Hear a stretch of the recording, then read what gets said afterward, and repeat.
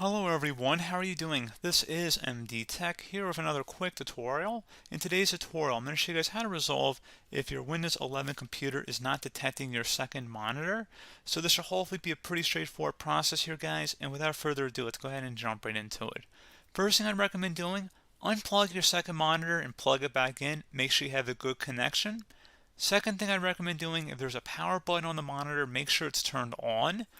Another thing you can try, go onto the manufacturer's website and go ahead and download any applicable drivers that are available for that monitor.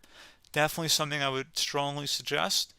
And then once you've exhausted those options, something else we can try here would be to right click on the start button and you want to select settings.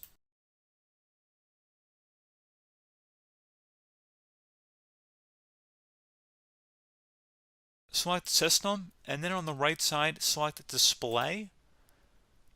Go ahead and select multiple displays, choose the presentation mode for your displays, and then select where it says detect other display, select the detect button, and this should go ahead and detect if there are any other monitors connected to your computer, and make sure both of these options are check marked here as well. So remember Windows locations based on monitor connection, as well as minimize windows when a monitor is disconnected. So pretty straightforward process there, guys. Do hope I was able to help you out, and I do look forward to catching you all in the next tutorial. Goodbye.